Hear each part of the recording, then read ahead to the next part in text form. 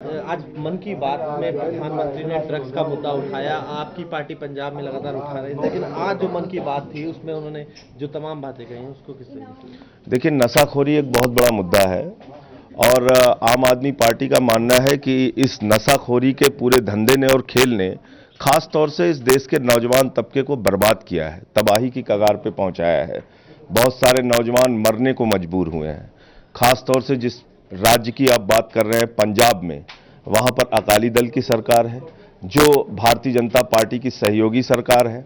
तो मुझे लगता है कि पहले उनको ये मुद्दा उस राज्य के अंदर जहां सबसे गंभीर समस्या है नशाखोरी की, जहां सबसे गंभीर समस्या है ड्रग्स की, जहां के ड्रग्स के धंधे में चीफ मिनिस्टर के रिश्तेदार तक के नाम आए हैं, उस राज्य को इनको देखना चाहिए और वहां पे नशाखोरी पर कैसे नियंत्रण लगाया जा सकता है, कैसे ड्रग्स के इस पूरे कारोबार पे नियंत्रण लगाया जा सकता है, कैसे सरकार के मंत्रियों के खिलाफ कार्रवाई की जा सकती है, ये सुनिश्चित करना चाहिए। मुझे लगता है उससे एक देश के अंदर संदेश जाएगा। नशाखोरी का मुद्दा दिल्ली में भी बहुत गंभीर है और आपको याद होगा कि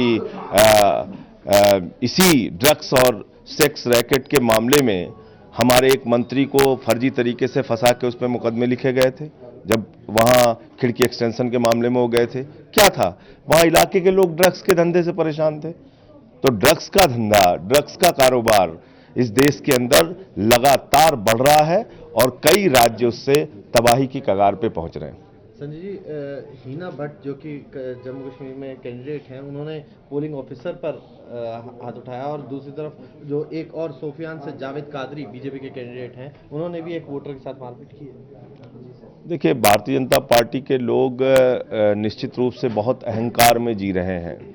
इनको अपनी भाषा पर कोई नियंत्रण नहीं रह गया है। जैसा अभी पिछले दिनों एक मंत्री ने जिस प्रकार की शब्दावली का इस्तेमाल किया, इनके सांसद जो है वो नाथूराम गोडसे को राष्ट्रभक्त बता रहे हैं, जिन्होंने राष्ट्रपिता महात्मा गांधी की हत्या की। तो मुझे लगता है कि इस पार्टी में यही सब होगा जिस पार्टी के लोग, विट्ठल राडडिया जो कांग्रेस का सांसद था, उसने जब टोल प्लाजा पे गुंडागर्दी की और वहां मारपीट की तो उसकी आलोचना कर रहे थे और चुनाव जीतने के लिए उसको टिकट दे देते हैं। अब वो भारतीय जनता पार्टी का सांसद है। तो ऐसी पार्टी के अंदर अगर हिना भट्ट किसी को मारपीट कर रही हैं तो उससे बहुत परेशान नहीं होना चाहिए। जावेद कादरी कहीं मारपीट कर रहे हैं तो वो इस पार्टी के लोगों का ये कल्चर बन गया है।